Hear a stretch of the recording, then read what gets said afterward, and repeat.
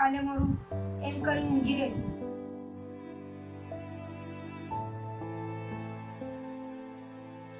તો ડોક્ટરોની એટલી તેટલી ભૂલ થઈ જાય કે તમે આટલું બધું મોટું કરો છો બીજી જગ્યાએ જઈ કે નીકળો કે આમને બહાર કાઢો. અમદાવાદમાં ડોક્ટરની બેદરકારીનો કિસ્સો સામે આવ્યો છે, જેમાં ડોક્ટરની ભૂલના કારણે દર્દી જીવતી લાશ બની ગઈ છે. સમગ્ર ઘટનાની વાત કરીએ તો અમદાવાદમાં એક મહિલાને અંડાશયનો પ્રોબ્લેમ હતો, જેને લઈને મહિલા દર્દીના પુત્રે ઇન્ટરનેટ પર એક ખાનગી હોસ્પિટલ શોધી હતી.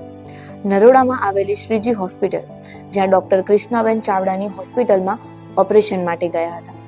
જ્યાં ડોક્ટરે કહ્યું, કાલે આવો, નાનું ઓપરેશન છે, બધું ઠીક થઈ જશે. પણ ઠીક તો કશું જ થયું નહીં. ઓપરેશન બાદ સતત ઉલટી થતી રહી, શરીરમાં દુખાવો, ચહેરા પર નબળાઈ. છતાં ડોક્ટરે કહ્યું, આ તો પિત્ત થશે, 2 દિવસમાં ઠીક થઈ જશે. પરંતુ 2 દિવસમાં તેમની દુનિયા વેર વિખેર થઈ ગઈ. ત્યારે આ બાબતે મહિલા દર્દી શું કહી રહી છે તે સાંભળીએ. મારે પ્રોબ્લેમ એવું થયું હતું કે મારા પેટમાં દુખતું હતું. પછી હું શ્રીજી ગાયનેક હોસ્પિટલમાં ગઈ નરોડા. તો એમને મને સોનોગ્રાફી કરવાનું કીધું. તો સોનોગ્રાફી રિપોર્ટમાં એવું આવ્યું કે ગાંઠ છે અંડાશય ઉપર નાની. પછી એમને મને એવું કીધું કે ઓપરેશન કરવું પડશે. પછી મારે 5 તારીખે ઓપરેશન કરાવ્યું એમને. પછી શ્રેયસ પટેલના કોઈ બહારથી ડૉક્ટર આવ્યા હતા, એમને મારું ઓપરેશન કરાવ્યું. ઓપરેશન કઈ જગ્યાએ થયું? ઓપરેશન કૃષ્ણના ત્યાં જ થયું, શ્રીજી ગાયનેક હોસ્પિટલમાં જ ઓપરેશન થયું. પણ ત્યાં મારું ઓપરેશન થયું ને, ઓપરેશન પછી મારે ઉલટીઓ બંધ નથી થતી. પછી તઈ મને રજા આપી અને 2 દિવસ પછી ઘરે આવ્યા. પછી મારો પ્રોબ્લેમ વધી ગઈ. પછી મને 9 તારીખે રાત્રે 3 વાગે મારા સોસાયટીવાળા ત્યાં લઈ ગયા. 10 તારીખે આખો દિવસ રિપોર્ટો કરાયા એને. પછી સાંજનો રિપોર્ટમાં ખબર પડી કે મોટા આંતરડામાં કટ વાગી ગઈ છે.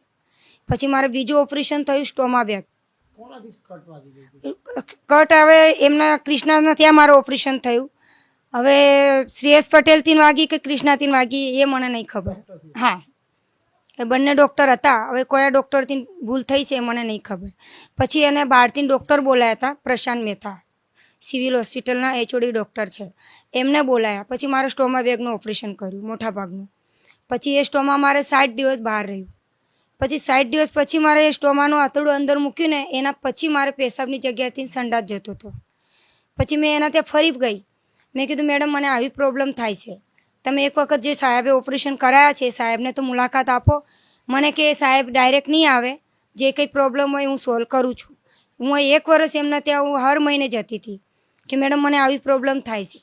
પછી મને એને બીજી જગ્યાએ કોલોનોસ્કોપી માટે મોકલાયું. નીલી પાલખીવાળા કોઈ ડૉક્ટર હતા એમના ત્યાં. કોલોનોસ્કોપીમાં બી એમને એવું કીધું કે કંઈ નહીં આવ્યું. પછી મને કંટાળો આવી ગયો. પછી મને પ્રાઇવેટ પાર્ટમાં બહુ પ્રોબ્લેમ થઈ ગઈ.